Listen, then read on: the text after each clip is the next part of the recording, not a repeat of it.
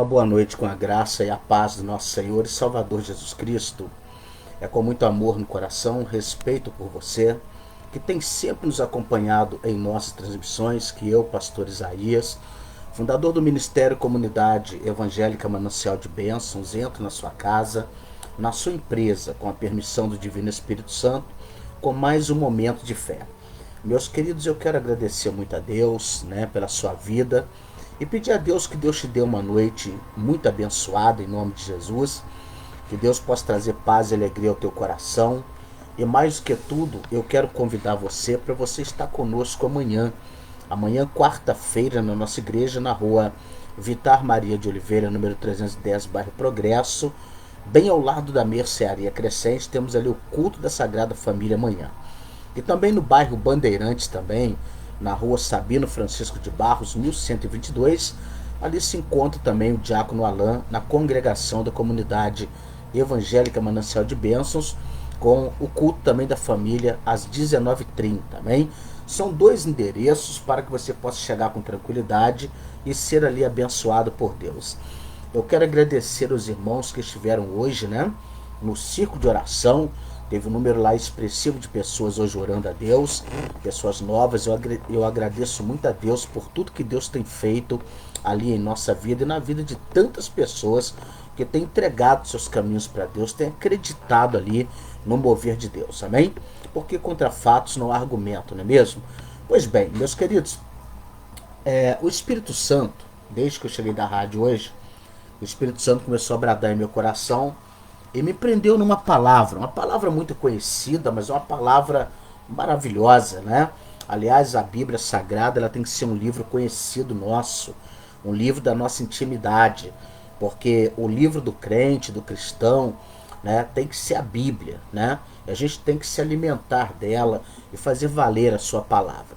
Eu quero pedir a você que vai estar comigo até o final dessa transmissão, que você possa compartilhar essa mensagem das orações, que você possa deixar o seu like, convidar pessoas a inscrever nesse canal.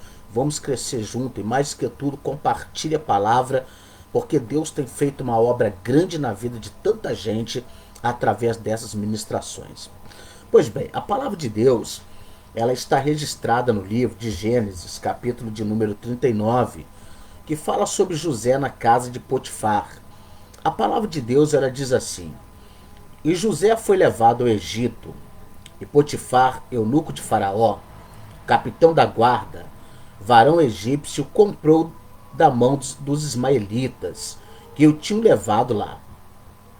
E o Senhor estava com José, e foi varão próspero, e estava na casa de seu senhor egípcio. Vendo, pois, seu senhor que o Senhor estava com ele, e tudo que ele fazia o Senhor prosperava em sua mão, José achou graça aos seus olhos e servia-o. E ele o pôs sobre a sua casa e entregou na sua mão tudo que tinha. E aconteceu que desde que o pusera sobre a sua casa, sobre tudo que tinha, o Senhor abençoou a casa do egípcio por amor de José, e abençoou, e a bênção do Senhor estava sobre tudo que tinha na casa e no campo. E deixou tudo que tinha na mão de José, de maneira que de nada sabia do que estava com ele, a não ser do pão que comia. E José era formoso de aparência e formoso à vista. E você que crê no mover de Deus, na palavra de Deus, você diga amém, você diga graças ao nosso bom Deus e bendito, louvado e exaltado é o nome santo de Jesus de Nazaré. Amém? Amados, preste bem atenção nessa palavra, que é uma palavra tão maravilhosa. Quando nós olhamos para a história de José na casa de Potifar, a impressão que nós temos é que José chega na casa de Potifar convidado, de boa vontade, livre vontade, espontânea vontade, mas não é assim que aconteceu. O que aconteceu de fato é que José, no capítulo 37, a Bíblia fala para nós que na casa de Jacó, seu pai, Deus estava ali com José e começou a revelar coisas a José. Mas a Bíblia diz que José ele tinha uma dificuldade de relacionamento com seus irmãos. Por quê? Porque os irmãos invejavam José, porque ele era filho da velhice de Jacó. E José, ele era aquele filho tão obediente que tudo de errado que os irmãos faziam, ele reportava para seu pai Jacó. Por isso, o relacionamento de José com seus irmãos era muito difícil, porque a maioria dos irmãos tinha uma conduta que não agradava muito a Jacó. Então um dia Jacó pega e faz uma túnica colorida para José como presente e declarou publicamente o amor, a preferência que ele tinha por José. Com isso, o ódio dos irmãos aumenta mais. E a coisa vai piorar quando José começa a sonhar. Então Deus começa a dar sonhos a José, e nós sabemos que Deus deu a José 2 sonhos. E nesses 2 sonhos, Jacó sabia exatamente que Deus iria fazer, que aquele sonho não era sonho de barriga cheia.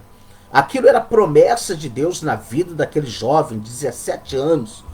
E a Bíblia diz que o último sonho ficou bem claro que não apenas Jacó e sua esposa, a mãe de José, e os seus 11 irmãos iriam se curvar diante de José. Mas Jacó guardou isso em segredo, e Jacó sabia que Deus estava preparando José para coisa grande.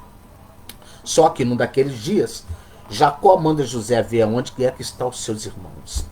E quando ele chega num determinado lugar, eles olharam de longe e falaram: lá vem o sonhador mor, vamos matá-lo. Mas Rúben interviu e eles resolveram então colocar José numa cisterna. Logo depois tramaram contra a vida desse jovem, dizendo que uma besta fera havia comido ele. Pegaram a sua túnica colorida, embebedaram, passaram no sangue e levaram para Jacó, mas eles venderam José como escravo para os ismaelitas. A caravana dos ismaelitas estava dirigindo-se para o Egito. Iam para a feira de escravos. Quando chega na feira de escravos, eles apresentam agora os escravos e ali tinha práticas terríveis. Uma das práticas, você imagina que o escravo tinha que estar nu, e o escravo era apalpado, era colocado na boca muitas das vezes do escravo um pedaço de madeira para ver a dentição do escravo, se ele era banguelo, e era feito até mesmo uma entrevista, tentavam conversar com aquele escravo. Você imagina que José está passando por todas as afrontas, você pode pensar no Egito, mas quando o Potifar vai ao mercado do escravo e analisa os escravos que tem, deixa eu ver se tem alguma novidade, se tem um escravo bom para minha casa, ele olha para José e a aparência de José o agrada. Ele leva José para sua casa e ele não sabe que José sabe escrever, que José sabe ler, que José é muito educado e mais José é temente a Deus. A Bíblia diz que ao passo de dia José está na casa de Potifar, e na casa de Potifar, meus amados irmãos, José começa a se destacar na organização.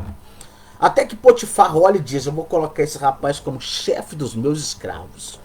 A coisa estava melhorando para José, mas ainda não era a grande promessa. Então você imagina que na casa de Potifar, a Bíblia diz que tudo que José tocava era abençoado. Onde José colocava a mão, o Senhor estava com ele. E a Bíblia diz que José prosperou Potifar, a sua casa, tudo que ele tinha no campo e em casa, porque houve uma organização. José corta despesa, José evita jogar as coisas fora, José organiza detalhes, tudo que estava desorganizado, José coloca em ordem. E a Bíblia fala que José, ele era próspero, varão próspero na casa de Potifar, porque as coisas mudou muito para José. José tinha uma roupa limpa diferente. José agora, ele não era um escravo qualquer que limpava chão, que ia capinar o terreiro, mas ele era o líder dos escravos. Ele mandava fazer, ele organizava as contas de Potifar, e a Bíblia diz que Potifar sabia que Deus era com José, porque onde José colocava a mão, Deus abençoava. Mas a Bíblia fala para nós que José, ele era belo de aparência. A palavra do Senhor está dizendo para nós aqui que tudo que Potifar tinha deixou na mão de José. E a Bíblia fala que José era formoso de aparência e formoso à vista. Amados, como que uma pessoa que foi arrancado da casa de seu pai, Como que um jovem de 17 anos, que é lançado numa cisterna, ameaçado de morte pelos seus irmãos, vendido como escravo 2 vezes, ele foi vendido para os ismaelitas e os ismaelitas venderam para Potifar. Como que essa pessoa consegue manter formosura no seu coração?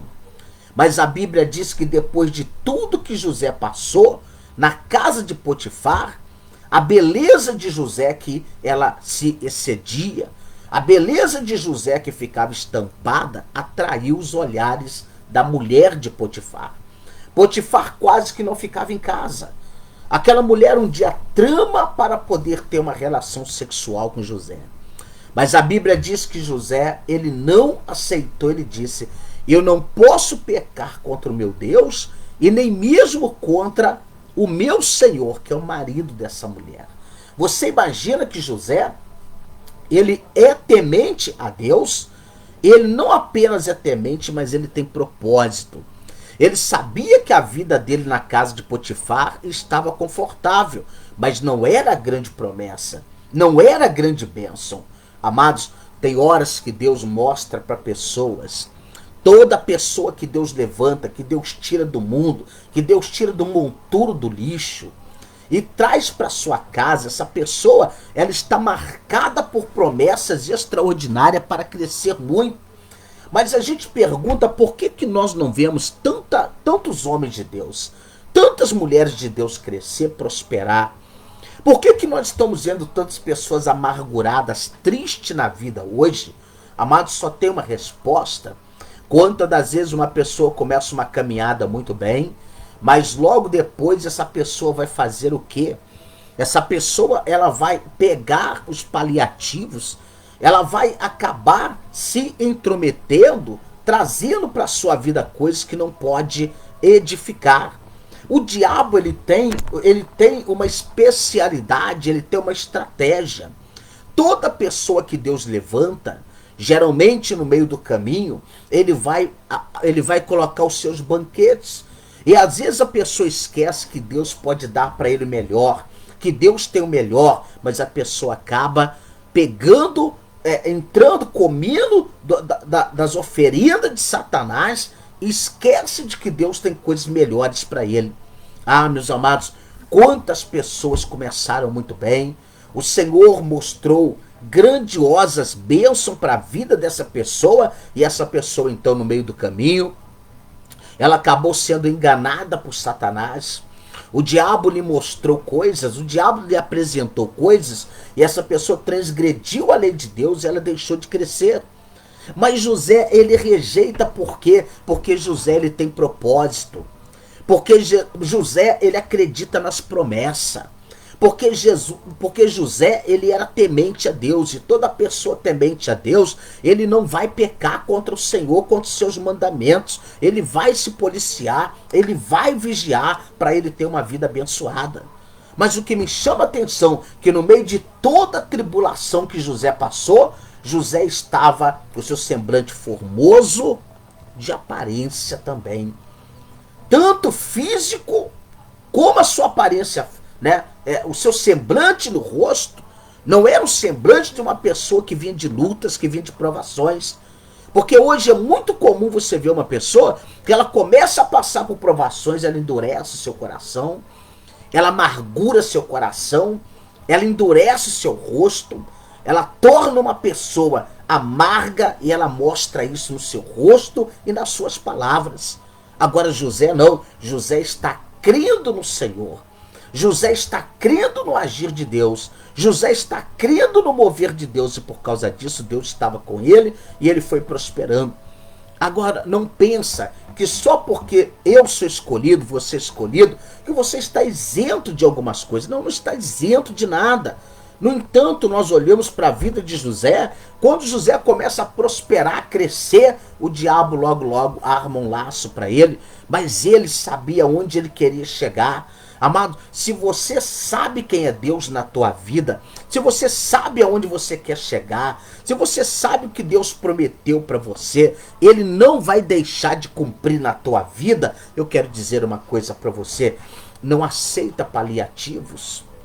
não aceita migalhas, não aceita banquetes no meio do caminho, as oportunidades que não vêm de Deus, mas é do diabo na tua vida, para que você venha paralisar e não alcançar aquilo que você quer. Deus é maior na tua vida. A Bíblia diz que essa mulher mandou todo mundo sair de casa e preparou o cenário para José cometer um adultério com ela. Mas José não cometeu adultério. Amado, José estava firme nas promessas de Deus. José era filho de um homem que tinha aliança com Deus, e José também era aliançado com Deus. José via as orações de seu pai, José via o clamor de seu pai, José via a fidelidade de seu pai Jacó, e por isso José se manteve firme. Aonde José vai chegar? José vai chegar no topo dessa história, mas como? Vários obstáculos na sua vida. O segundo agora, o terceiro agora, o caótico agora vai acontecer.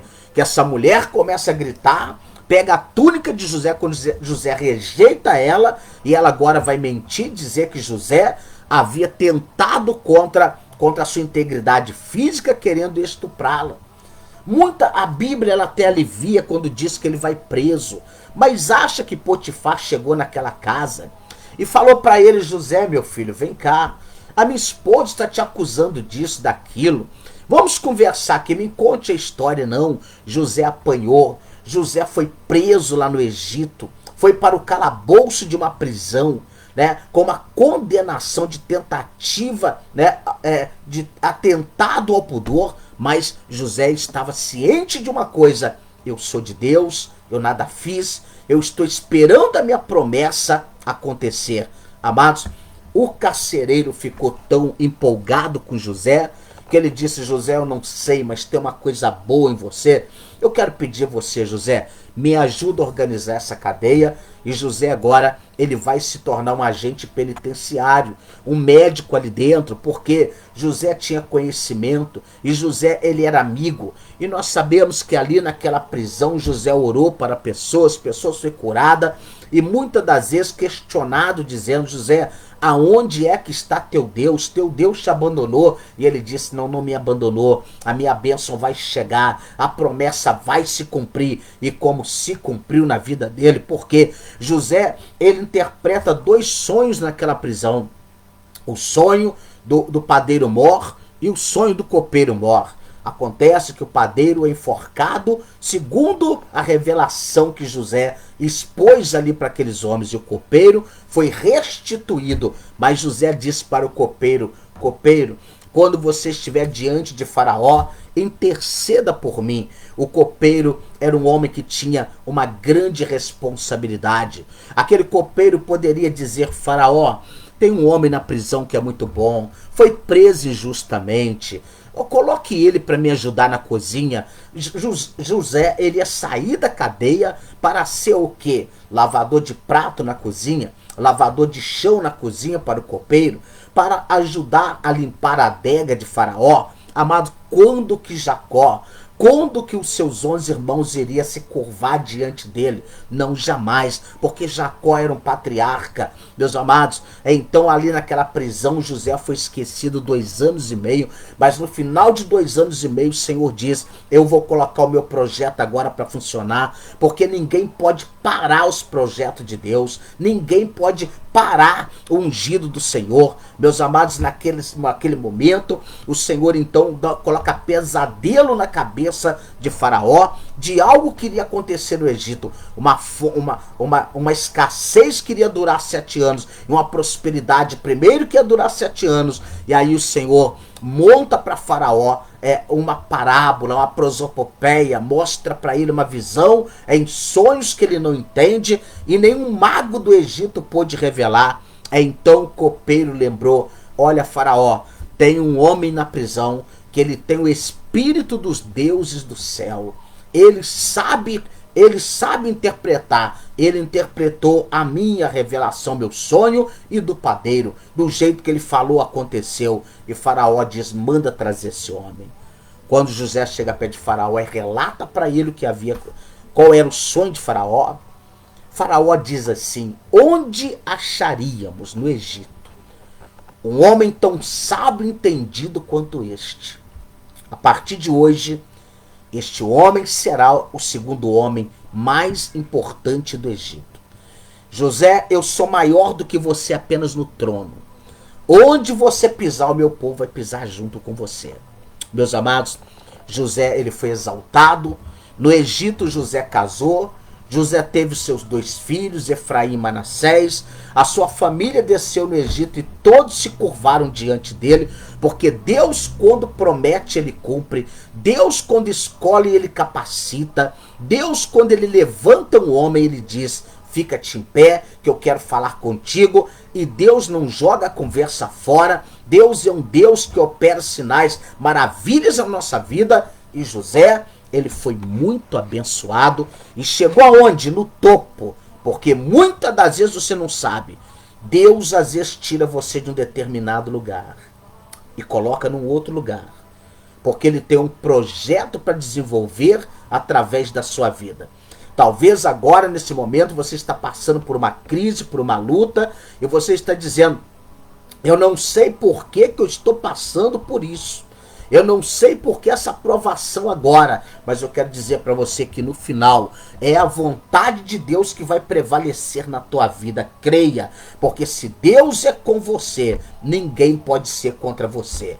Operando Deus na tua vida, ninguém pode impedir o milagre de acontecer. Por isso, nessa noite, eu quero fazer uma oração para você que está sendo provado, para você que de repente caiu no meio da caminhada, para você que de repentemente está nessa noite em lágrimas, em prantos, porque algo deu errado na tua vida. Eu quero dizer para você que quem te escolheu não foi a Dona Maria, seu José, seu Geraldo, a Teresa, não foi homem na terra, foi Deus quem te escolheu. E o Deus que te escolheu vai te colocar de pé e vai fazer de você um grande vencedor, e ainda você vai abençoar aqueles que têm se levantado contra a sua vida. Se você crê, você diga amém.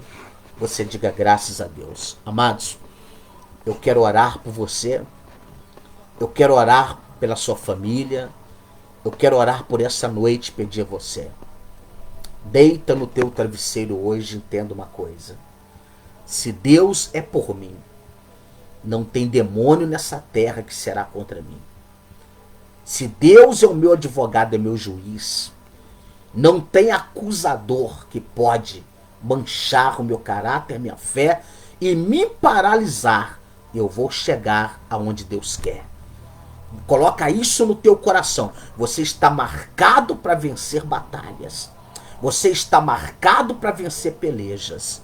E essa noite é uma noite que Deus começa a trabalhar na tua vida para mudar a história da sua vida no nome de Jesus. Se você crê nisso, nós vamos orar a Deus, nós vamos clamar a Deus e Deus estará abençoando muito você, toda a sua família, de uma forma muito especial. É momento de oração, é momento de milagres. Senhor, meu Deus, soberano Pai, nesta noite, meu Deus, eu oro por tantos ministérios cortados, por tantos ministérios caídos, por tantas pessoas que desistiram no meio da caminhada, porque, meu Deus, o sonho era tão grande que a pessoa não acreditou. O sonho era tão extraordinário que a pessoa disse: não é para mim. E muitas das vezes no meio do caminho resolveu pegar uma migalha. De repente, no meio do caminho, sentou numa mesa que não foi posta por Deus. Eu quero, Senhor, entregar em tuas mãos essa mãe de família, esse pai, este homem que já pregou o evangelho, essa mulher que já pregou o evangelho, essa pessoa que já louvou o Senhor, meu Pai, hoje não louva mais, hoje não te adora mais, hoje não está mais na tua casa. Essa pessoa, meu Pai, aspira e respira raiva, meu Pai, ódios, ó Deus, amargura. Essa pessoa não quer mais nada, meu Deus, na tua casa. Eu quero pedir, meu Deus, que nesta noite a tua glória cubra este homem, esta mulher, que foram atingidos por setas, ó Pai, no meio do caminho, mas desejam a tua presença. Eu te peço, meu Deus, que nesse momento, todo aquele que parou na sua caminhada, na sua trajetória, que volte, meu Pai, a caminhar a passos largos, ó Deus, porque a tua palavra diz que a glória da última casa vai ser maior do que a primeira, meu Pai. E neste lugar, Senhor eterno, nesta casa de oração, habita a paz. Senhor, eu quero pedir pedir que o Deus das causas impossíveis entra nessa peleja e conceda vitórias pelo sangue de Cristo, em nome de Jesus, Senhor. E todos aqueles que estão me acompanhando nesta noite, que vão compartilhar essa palavra, ó Deus eterno, que sejam tocados pela presença do Teu Espírito Santo, eu te peço que toda barreira que se levantou contra a vida desse homem, contra a vida dessa mulher, que venha cair por terra em nome de Jesus, e que as bênçãos alcance esta família, no nome de Jesus de Nazaré. E só você que crê, diga amém, diga graças a Deus. Filhos eternos, Pastor Isaías vai ficando por aqui com mais um momento de fé. E se Jesus assim permitir, amanhã às 9 da manhã, estarei de volta com mais uma palavra de Deus para nossa breve meditação. Tenha a todos uma ótima noite. Não esqueça, amanhã, na nossa igreja, às 19h30, é culto da Sagrada Família. Venha orar conosco. Deus tem uma obra grande para fazer na sua vida. Amém? Fiquem todos com Deus. Tenha a todos uma ótima noite. E que a paz do Senhor nunca se afaste da tua casa, do teu coração e da tua família. Que você possa entender e sentir. Em Cristo Jesus, você é muito mais que vencedor.